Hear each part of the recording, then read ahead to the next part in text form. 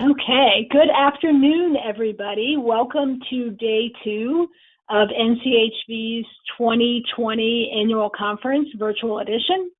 We're so glad you could join us today. We're excited to have a great session. My name is Cindy Borden, and I'm the Director of Training and Technical Assistance for NCHV. And I'm going to be the moderator today, and also I am a last-minute substitute speaker. Unfortunately, our speaker from the VBA had a last-minute emergency and isn't able to join this session.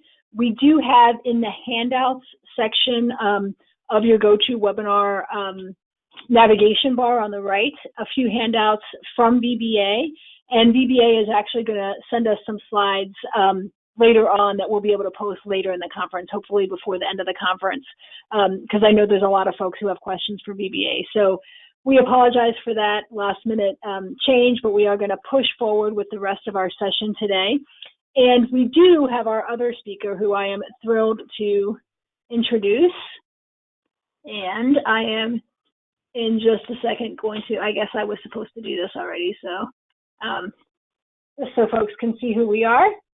Good afternoon, everybody. And I am going to introduce Jen Elder, and you can see Jen there as well. Perfect. Jen is the director for SAMHSA's Homeless and Housing Resource Center. It's a new center, and she oversees the development of training and TA related to housing and treatment. But before this, she served as National Policy and Partnerships Coordinator and the Assistant Director of the SAMHSA SOAR TA Center. So Jen has just got a whole bunch of experience in all of those topics that we're talking about today, and we're thrilled to have her. She's great, and we are excited to have Jen as part of our session today. And we're going to stop sharing our webcams for a moment because we're going to go into the slides, but you'll see our faces again later at the end of the session when we do some Q&A.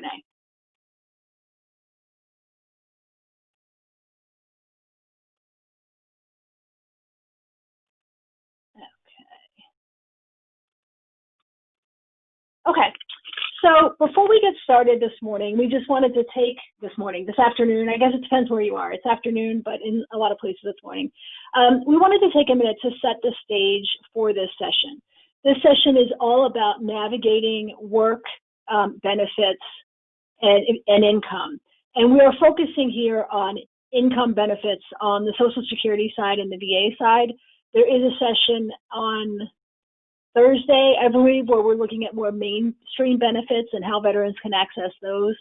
So things like TANF, SNAP employment and training, those kinds of things will be in Thursday's session.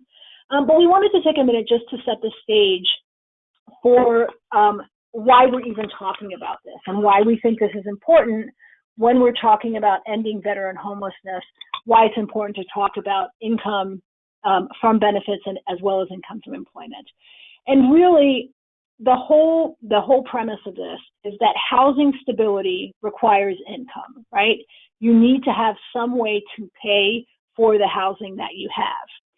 And the second piece of that is that income from benefits alone is just not enough. And we have a couple of pictures here that sort of bring this out for you. What you see on the left side of the screen is the basic rates for monthly payments under VA service-connected disability payments. Okay, so you can see if somebody has a 30% disability rating and it's just the veteran alone, their payment per month is about $435. And you can see those payments go up with larger disability ratings or if they have a spouse, certainly. On the other side of the screen, you can see what the maximum monthly SSI benefit payments are per month for this year. And you can see for an individual, that's just under $800. Well, the average fair market rent for a one-bedroom nationally is over $1,000 a month.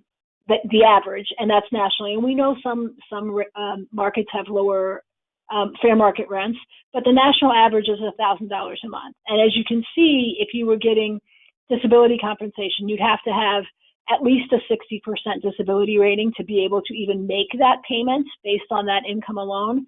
And if you were receiving SSI, unless you were a married couple, you wouldn't get enough to even make that. We know some parts of the country have lower fair market rents, certainly, but even if the fair market rent is, say, $700 a month, if that's my fair market rent and I'm depending on SSI for my only source of income, and I have $783 a month, that leaves me $83 to cover every other expense that I have: food, clothing, anything else, medicine, anything else that I might need would have to come out of that. And so when you look at this, it's really clear that in most cases, income from benefits alone is just not going to be enough for folks to be housed stably. So that's part one of why we're talking about employment in addition to income. But part two is that employment brings a lot of other things to the table for people and for individuals. It brings income, of course, and I think most of us on this call, part of the reason we do our job is certainly because it gives us income to help pay, to take care of ourselves and our families, to pay for our housing and our food and our and other things that we might need. But there's more to employment than just the income it provides. Employment is really the gateway to a person's self-esteem. When you think about yourself, and maybe you've had a time in your life where you were unemployed or where you lost a job, and how that affected you. And certainly now with COVID, when a lot of folks have, through no fault of their own, become unemployed, there's some real concern with what the mental health impacts for folks, and really people's identity and their sense of who they are is partially connected to what they do. And when we're talking about veterans who are experiencing homelessness, employment gives them that empowerment, that sense of control, that feeling that they have power over their own lives, that they can do something, and that includes that they can be part of society and contributing to society.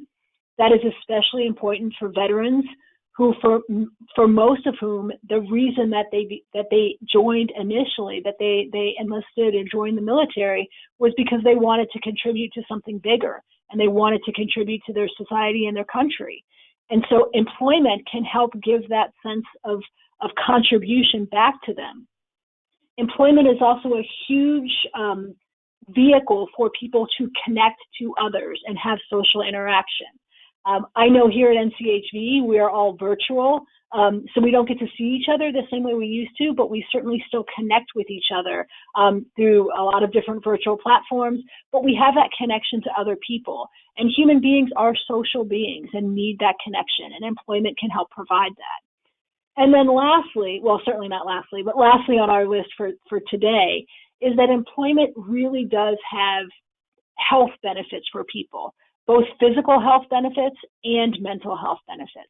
So people who are employed, and there is research that backs this up, that mental health and physical health can be improved through employment.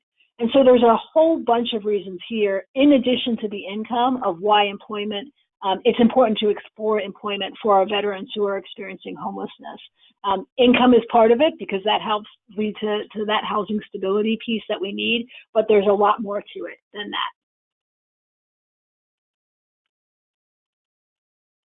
And I think before we get too far into this, I think we're gonna do a little poll just to see who is here in the audience. So I am going to launch this poll, and we'll see if it, give me just a second.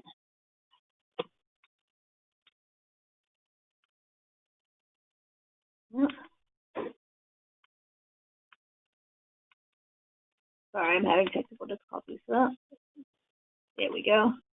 Launch. I was, my fingers were not clicking the right part of the button. Okay, so there you should see on your screen, a poll has popped up, and it just says, how comfortable are you talking to veterans about combining benefits and employment? So that's what we're talking about today. So how comfortable are you? And there's a couple different choices there, so please just click on your screen, whichever one fits you. Very comfortable, it's part of my job. Fairly comfortable talking about the basics. Somewhat comfortable, I know just enough to be dangerous, or not at all comfortable, I'm afraid I'm gonna say something wrong. So we'll give folks just a second here to see. I see we've got quite a few people who voted, so we'll give them just a few more seconds, and then we're gonna share these results so folks can see them.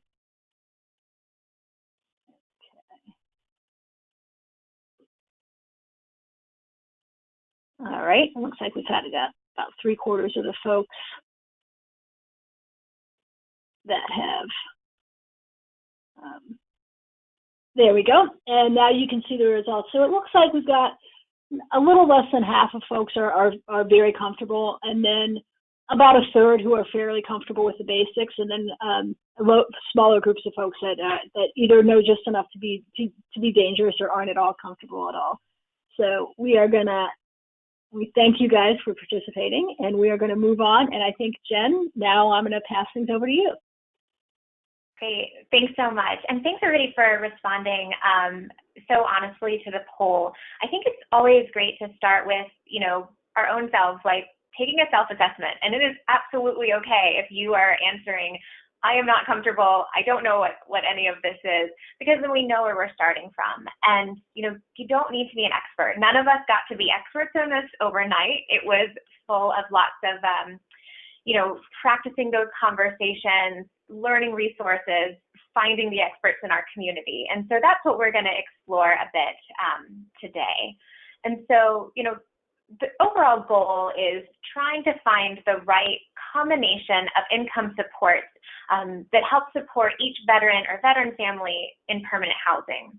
And that combination is going to look different for everybody, just like it looks different for you and I. And so it might be that someone has employment only, and that they're earning enough through employment to support their housing stability. It might be a combination of Social Security and VA disability benefits only, other income resources. Really, we're starting from like a place of exploration here. We also just kind of, Cindy and I have been talking about income for years and years and years, but, we want to recognize that things are looking differently in COVID-19. And so right now we are certainly addressing the acute housing crisis and the crisis that we're all experiencing right now and those that we're serving, but we don't want to lose focus of income as well. So some things that, sometimes we hear is like, well, we'll focus on that later, after we've, resolved all of this crisis. And, there are steps that we can take now so that later doesn't keep getting pushed down the road, because we know that benefits can take a long time to access. Finding employment right now, I think, is going to be an even longer road than it has in non-pandemic times. So just want to center that and recognizing that we are in a crisis, but let's see what we can do with that. Next slide. So some of the barriers that we see, one I think is the most prevalent, are myths about combining different income streams.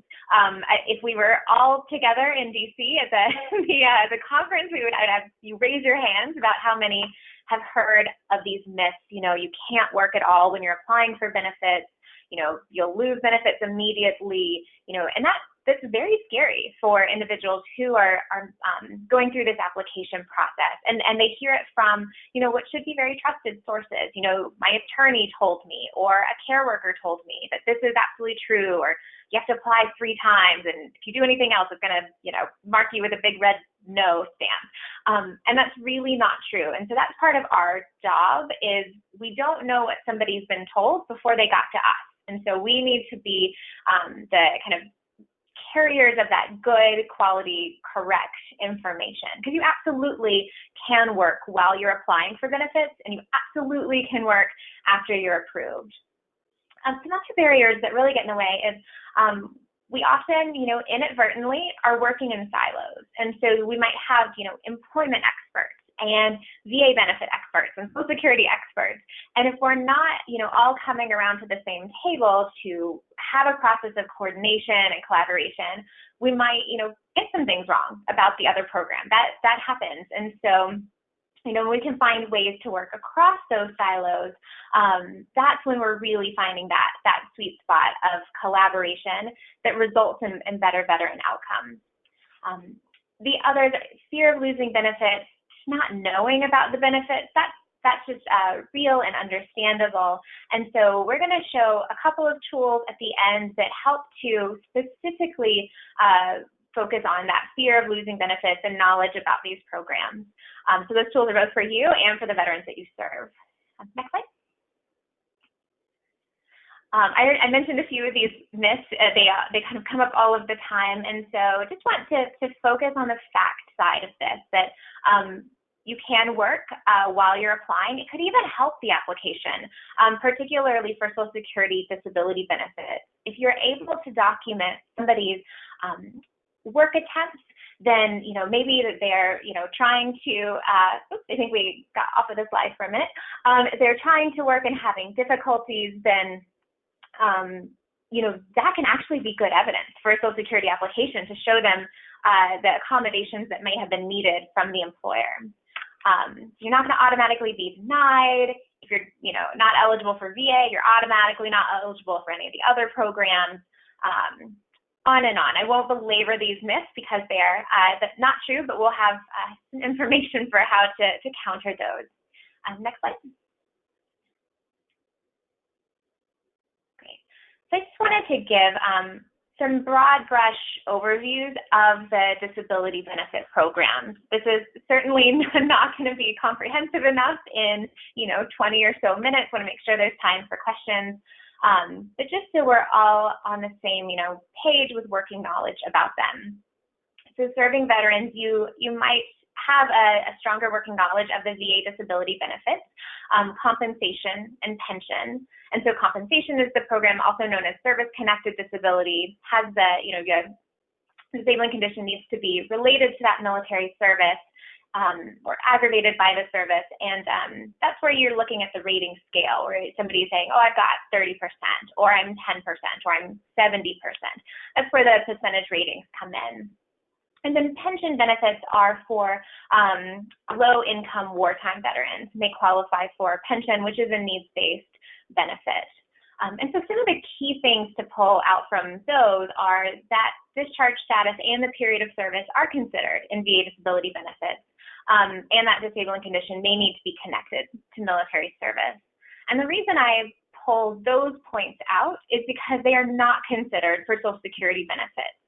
So what we see sometimes is that veterans, they just may not know that they could be eligible for Social Security benefits. If they've gone through the long process of VA disability applications, they may need, some encouragement to try this again with another federal program, because I don't want to underplay how stressful it can be for veterans who are applying for these benefits. But to try to reassure them that some of the reasons they may not have qualified for compensation and pension have nothing, they're not even at play in Social Security benefits. So the Social Security Administration has two main disability benefits, Supplemental Security Income, or SSI, and Social Security Disability Insurance, or SSDI. One is a needs-based program, that's SSI, so it's a little bit more similar to pension in that way that income and resources are considered.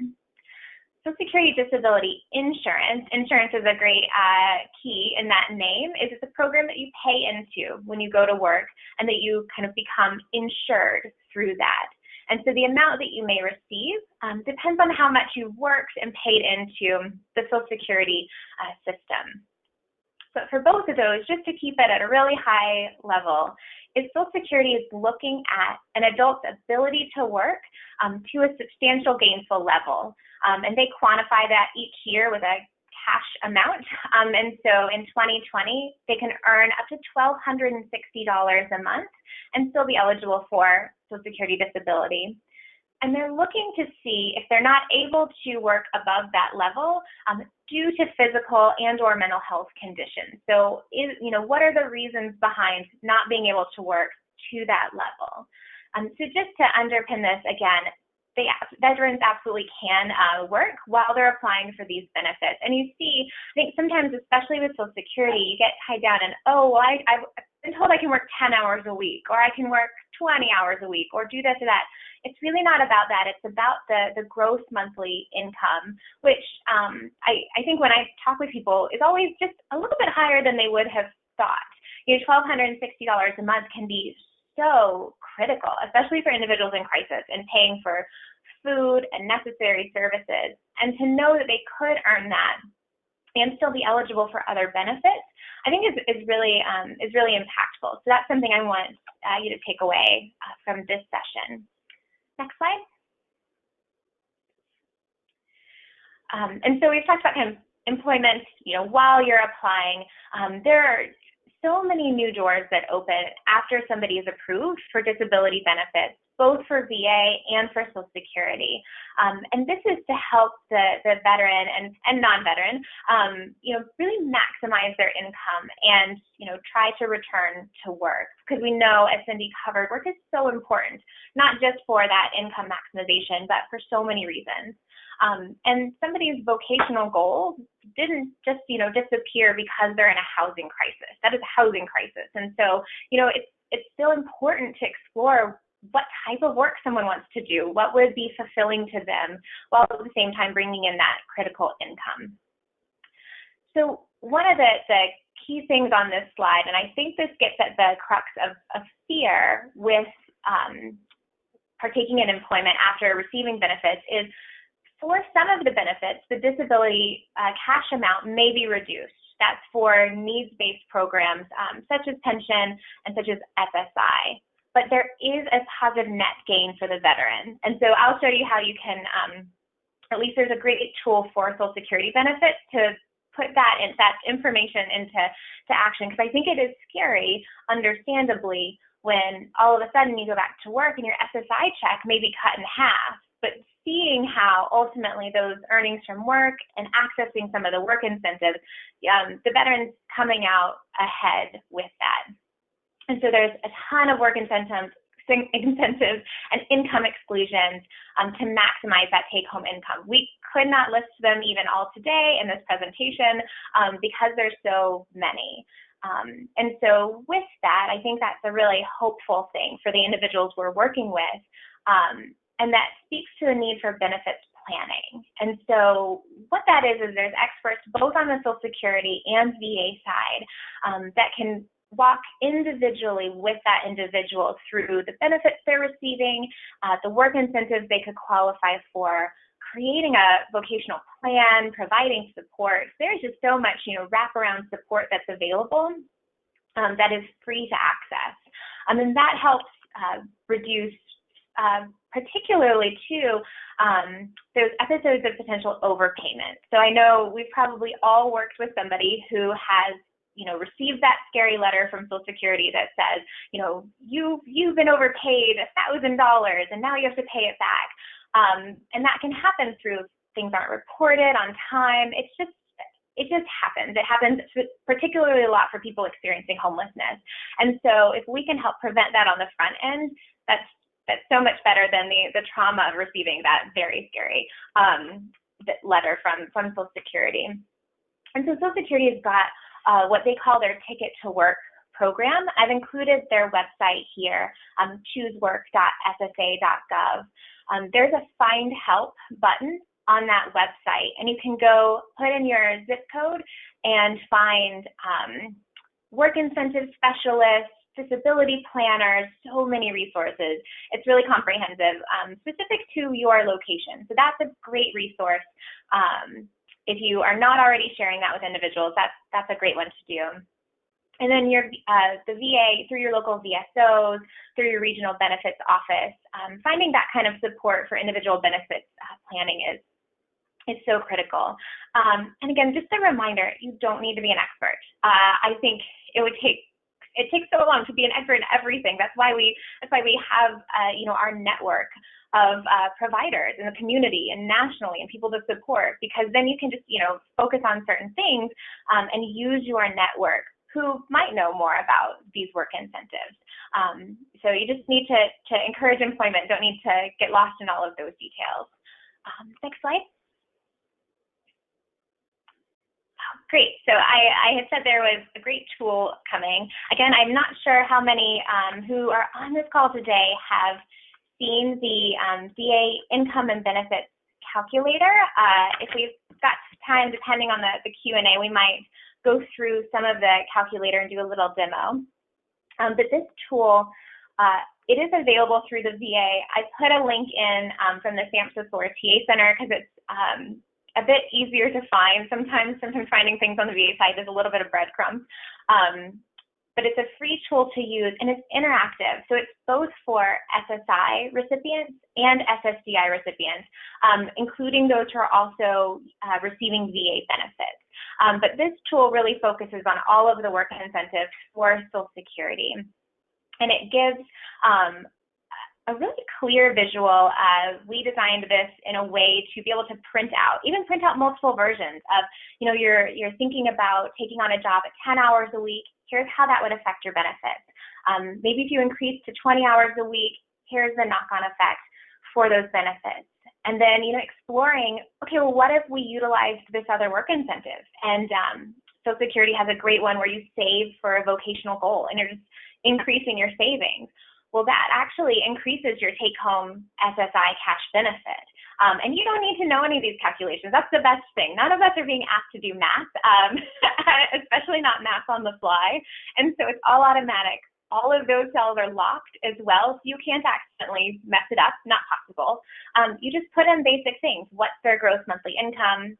What unearned income they might have from the VA, maybe that's compensation or pension, and any work incentives. And you press enter, and the tool will calculate what's possible from there. And so this is, again, just a screenshot of the SSI calculator. There's also a couple for SSDI to kind of show what's possible. And the one thing that I had forgotten to mention that I really like about this tool is, I think, going back to, we don't know the myths and misunderstandings and just misinformation that somebody has heard prior to them working with us. And so I think sometimes in the process of engagement, asking somebody just to take our word for it is too much of a leap. And if we can have a tool that we can say, you know what, you don't have to take my word for it. Let's play around in this spreadsheet and take this tool and see what the different options may be. I think that can go a really long way in engagement and encouraging exploring, employment and that income maximization. Next slide. A couple other resources that might be helpful in your overall work with income.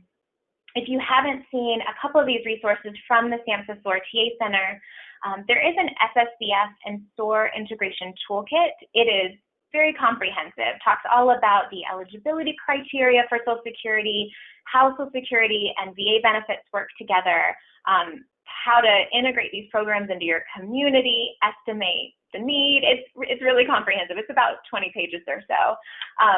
And that was written specifically for SSBS grantees, but it's applicable to anybody, veterans or non-veterans. It has a lot of great information in there.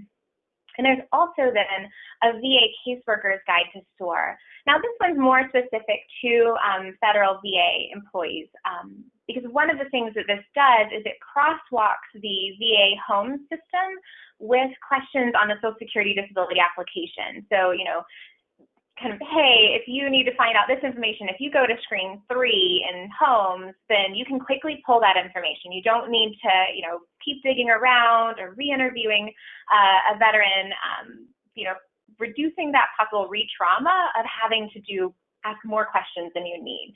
So that's a quick start guide, really for federal VA employees. And then, of course, as many people I'm sure have heard, the SOAR TA Center also has a free 20-hour CEU accredited training in how to assist with Social Security benefits. On the VA side, I also added in the links for assistance for VA benefit applications. If you're not already connected with those organizations in your community, this is a great place to start to build that list of resources. And then employment, of course, the DOL Homeless Veterans Reintegration Program added the link to the National Veterans Technical Assistance Center. It was fantastic yesterday in the general session to hear from them about their work and the great services provided to veterans. So those are some great resources to get started. Next slide. And then putting it into practice. So I am I am a firm believer that if information is useful if it's actually put into practice. And so it's great that we go to these conferences. I love kind of soaking up everything that all of the presenters have. But I think what's most impactful is if I can come away with some action steps for how am I going to actually use the information that's being delivered. And so a couple probing questions to get you started from here. So one, in your own work, how can you help eliminate barriers to income maximization? Have you identified any barriers in your agency? What do conversations look like? So when you're talking with somebody, if you're working in, say, disability benefits, are you also having conversations about employment? Or, are your, program staff, are they waiting till the very end to say, okay, well, once we do this, then we can talk about employment? Or we can talk about employment from the very beginning, which is what we would recommend. What are your own conversations kind of around benefits employment? I know a few of you said, this is what I do absolutely every day. That's fantastic. But for others, what if any support or resources would be helpful in boosting up, your confidence in that and the resources that you have to share? Because I really do. I think everybody has the ability to start these conversations and explore what's possible. Even if you're not directly providing employment support, it's a great conversation to say, what would you like to focus on? What are your goals? What would you like to do? That's just kind of ordinary conversation that, we typically have so often, but sometimes maybe because we're not sure what to do to follow up with that with services and support, we're not having those conversations for veterans in our program. And then are you connected with income support partners in your community? So again, building your network, building all of those phone of friends of if I have a question about X, who do I go to? That's important to, kind of see if there's any gaps there. There's certainly partners that would be more than happy to help you connect with others in your community. So that's kind of like looking inward on your program and your own practice. But then the next set of questions is really thinking about community-wide. So this question is really important to me of, if a veteran is experiencing income stability, how easily can they locate information about assistance with benefits and employment in your community? So if somebody's coming to an income crisis at any point in your system, in your community, how easily can they find that information? Or are they playing a phone tree around a whole bunch of different numbers? And so unless the answer to that is, here's our one-stop thing and we have this great system, I think that could be a great thing to start to work on and have those conversations. Something I think that would be really helpful is state and locality-specific quick start guides. And I'm thinking something, again, really quick, one page. If you're looking for assistance, these are the organizations. Being able to take it one step further to say, this is if they have specific referral information or referral hotline or criteria, listing that out too. We don't want somebody to, have to knock on all the doors if we already have that information. We want to, make it as quick as possible, again, to serve people who are in crisis. And then lastly, what types of staff cross-training would be helpful in increasing this knowledge? So if you feel very comfortable in having these conversations, and I think about 46% of you said, yes, you do, what can you do to help the others in your network? Where are the touch points where we're going to be giving out these quick start guides?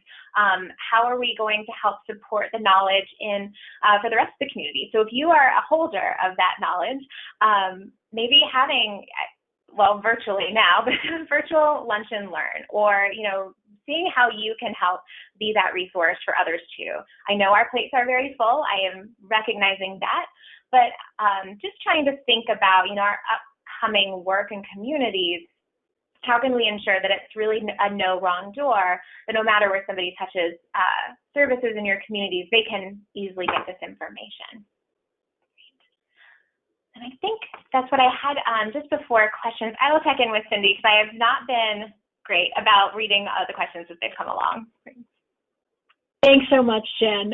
We do have a few questions that I'm going to read out in just a second. But one thing I did want to just build on Jen's last point there when she was talking about, for those of you who are comfortable having these conversations yourself, one of the things that often happens in our work is that there are other folks, other than the veterans we serve, who may be resistant to the idea of talking about income and employment simultaneously. There are folks who do our work who still believe that a conversation about employment shouldn't happen until the veteran is stably housed and everything else is kind of in place. And I think what Jen and I would like to get, the message we'd like to get across is, if you're waiting that long to start the conversation, you're really not serving those veterans as well as they can be served. For many of the veterans we're serving, employment is a long process. They have barriers.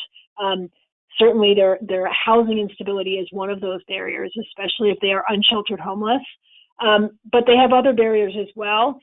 And so getting them even to start thinking about employment, if that is necessary for them to have that income stability, the sooner the better. And sometimes the biggest barrier might be other staff who might either currently or have said in the past to a veteran, well, you don't need to work, you don't need to worry about work yet, you can't work, you shouldn't think about work until you're sober, any of those kinds of things. And so really thinking about if those are thoughts that you've had in the past, or if you have some of those folks in your agency or that you're working with, to really start thinking about those conversations, that it takes a while for many of our folks, and that for many of them, the only true way to stability is to balance their income and to maximize it, as Jen said, to get the most out of it. And that may include limited work. It may include work that is not full-time. It may include work that is cash-based, but that is still a kind of work. And so really thinking about that. So that was my little, I guess, I don't know, soapbox maybe.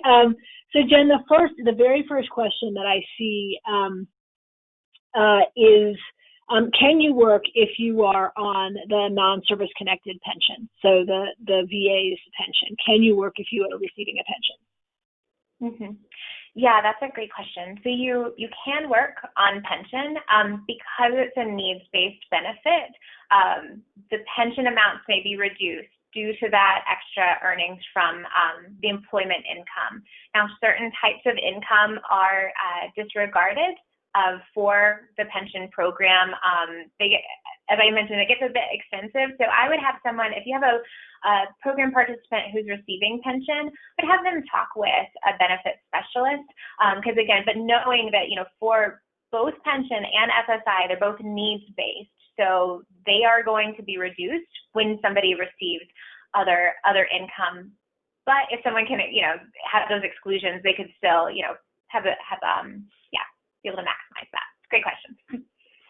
Great, thanks, Jen. The next question was, what does unemployability mean, and does it increase compensation? So if a veteran says that, and this particular person has had veterans come to them saying that they've gotten unemployability status and therefore they don't want to work. Mm-hmm. Yeah, so there is a special category for VA benefits called individual unemployability. And what that means is that the VA has rated them 100%. They're going to pay them out at 100% compensation rate, even though their conditions might not have individually added up to that. It's a kind of special evidence process they go through. The VA has some great fact sheets on that. It also doesn't mean that they can't work. I think sometimes the unemployability language precludes employment. I mean, there are just some special indicators. If they go over a certain amount of gross wages, they may lose that unemployability status with that. And so to speak to the completely dropping out of HVRP, it might be that I can't speak to somebody's individual motivations, but being paid out at the 100% compensation rate may have at that time, fulfilled that person's, kind of needs or where they were at then to not want to pursue other income at that time.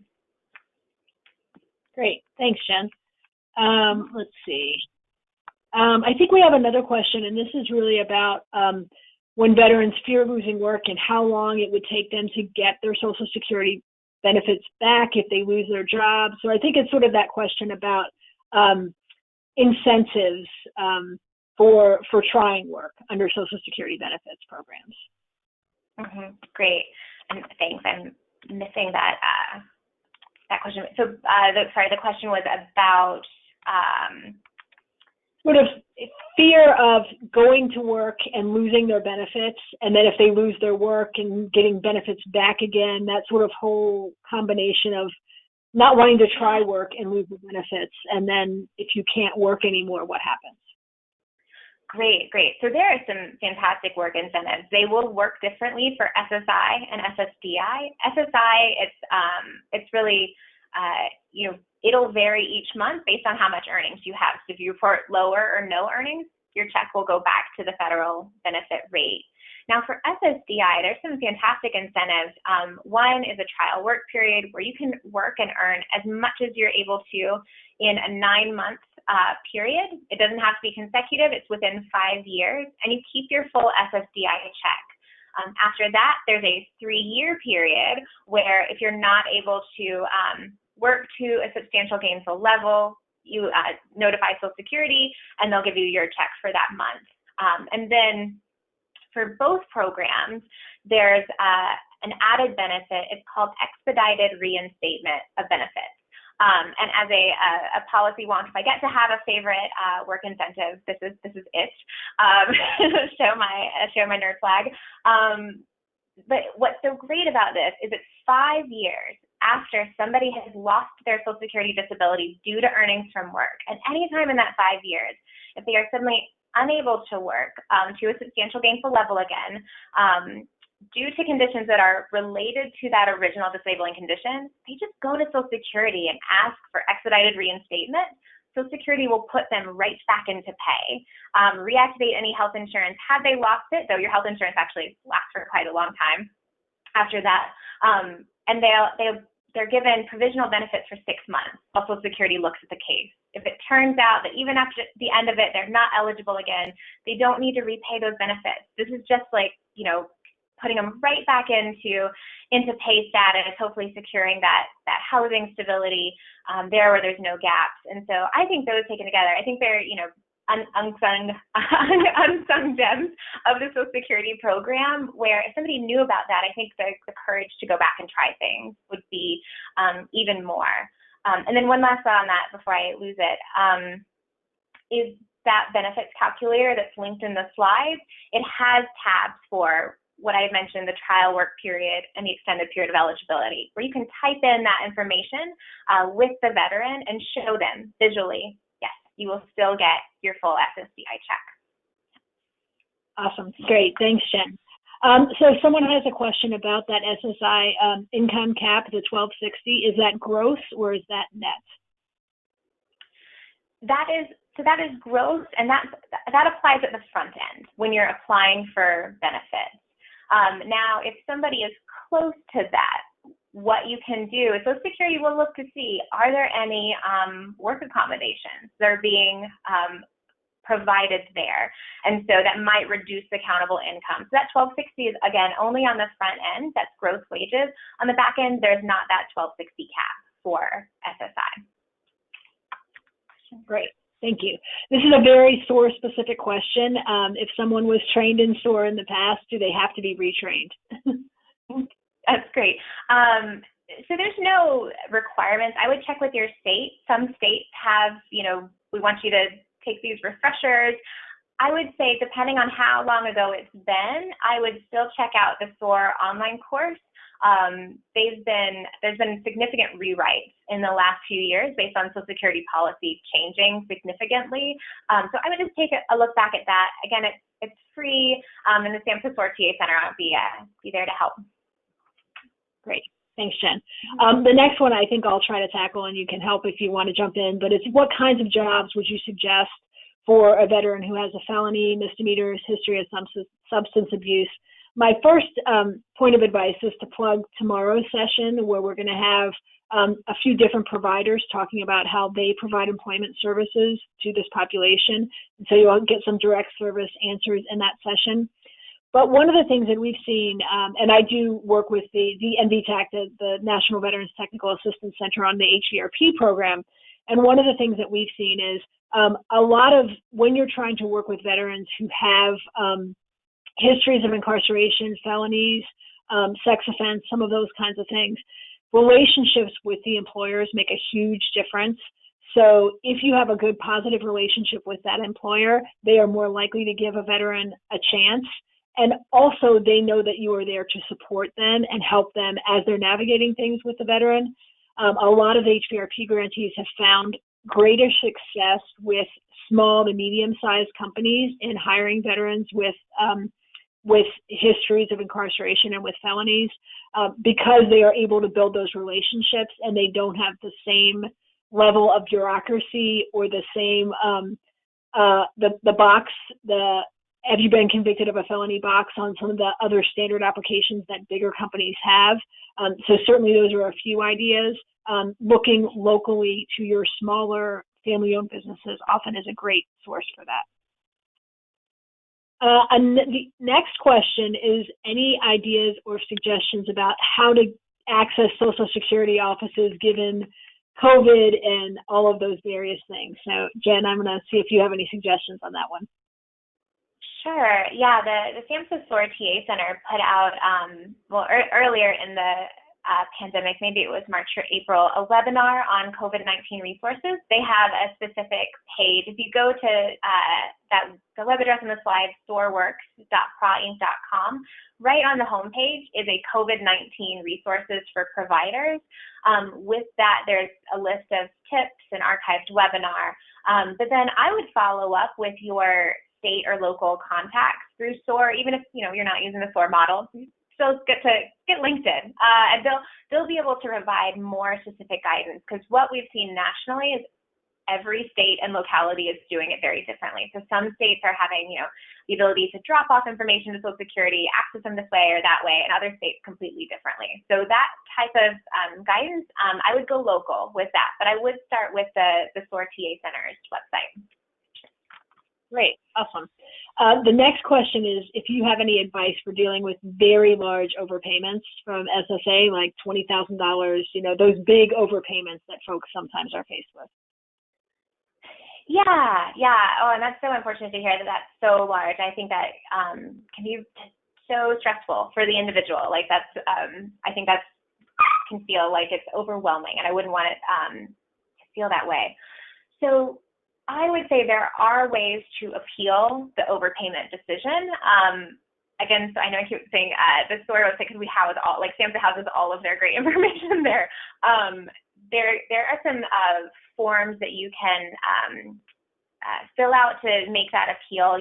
One of the things too is if it was through no fault of the individual's own, they didn't knowingly cause that overpayment, this overpayment is a hardship to them, there could be some negotiations with Social Security to negotiate that payment down, which would be huge, to waive some of it, depending on the circumstances. I know if it's much smaller, they likely will waive all of it. I don't know the circumstances here, but you know what? It's always worth asking. It's always worth putting in that appeal. You can even, I think, do a reconsideration, like you can appeal the appeal if it doesn't work.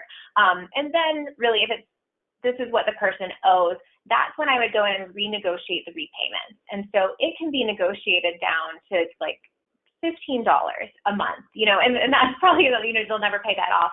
What Social Security is saying, they're going to get something rather than nothing. And so what you're trying to show is that these overpayments, undoubtedly for everybody we work with, they are causing a hardship. They are causing, financial and like housing instability. And so Social Security will work with them about a repayment schedule to lower that to something that's much more reasonable. Yeah, those are a few ideas with that. Great, thanks, Jen. The next question is talking about VA and Social Security fiduciary.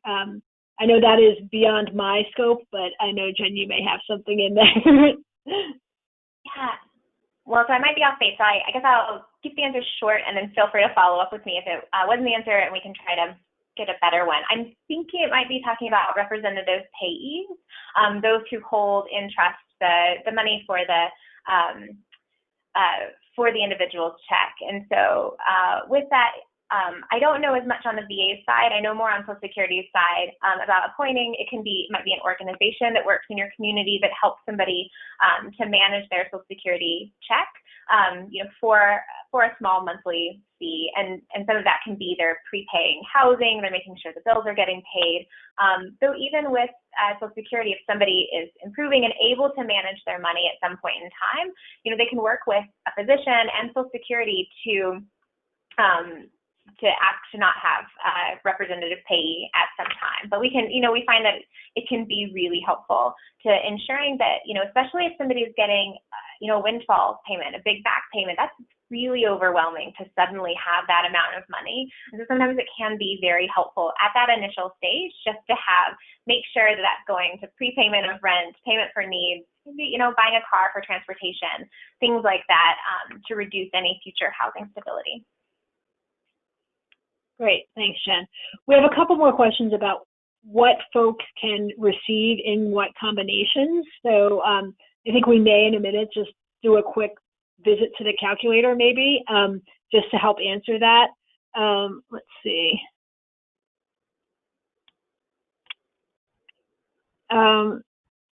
This question might be beyond our scope too. So if it is, Jen, if it is, we'll make sure we find an answer. But this is about SSI not extending to Puerto Rico, and what happens if a veteran moves to Puerto Rico.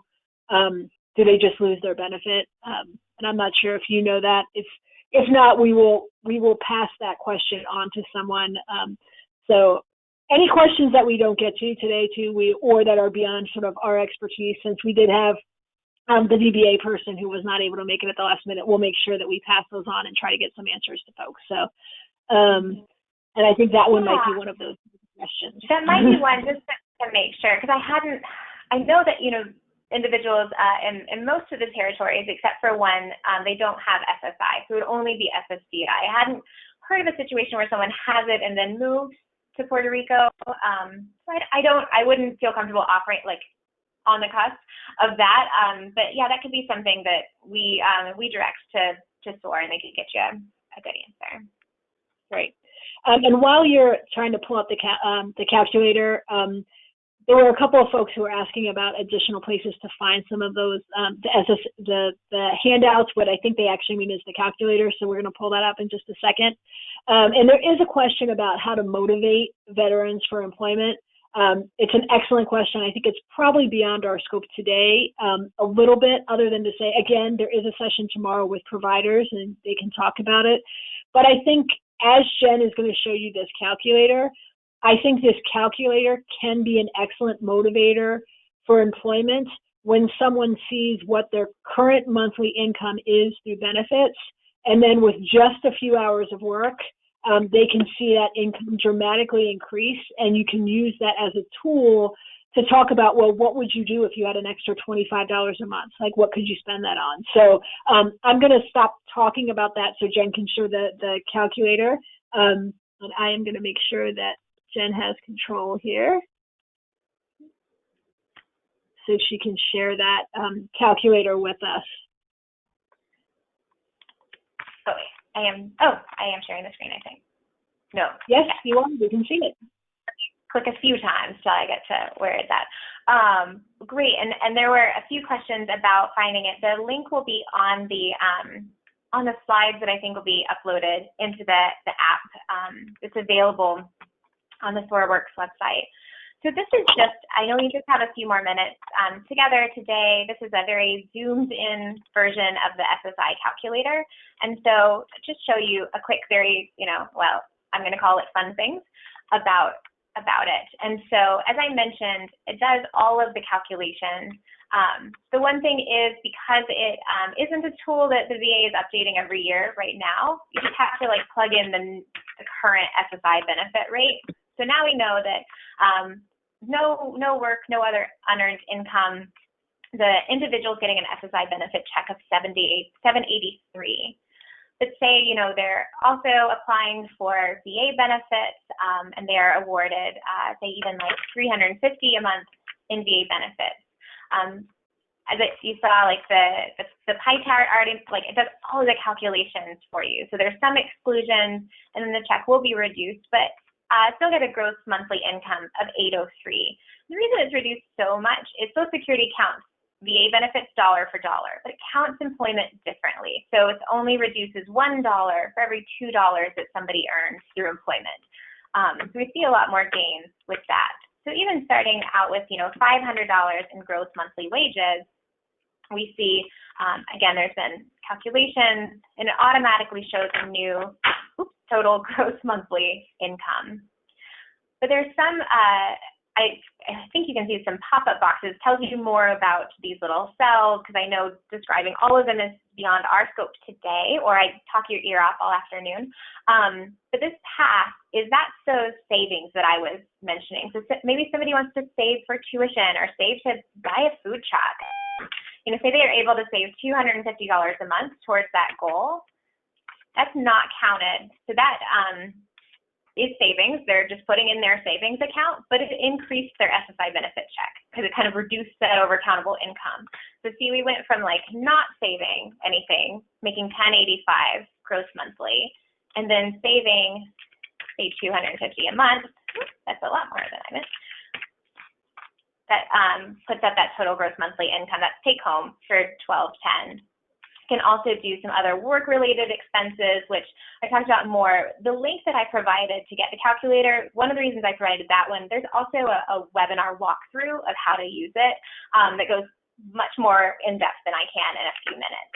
But we just kind of look at all of these different things about, if you make $500, this is what it looks like. But what if we, made $600 and increased hours a little bit? That's it. I mean, we can go pretty high with this and still have an SSI benefit check. I'm not sure when it goes to zero. But even like bringing in zero in the gross monthly or in the benefit check, they're still going to be qualified for Medicaid, other benefits, and have other resources. So that, I think that's sometimes the most helpful calculator. As I mentioned, there's the trial work period you can walk through, and the extended period of eligibility. It's got, the whole calculator has a bunch of definitions and instructions, and is overall a good resource just to take some time with, and see what's possible. This is meant to just start conversations. Cindy, I think I put it back to you, not showing the screen, but. Okay, let's see. Check. It shows you still have it, so I'm not sure what happened. Oh. There. Okay, there we go.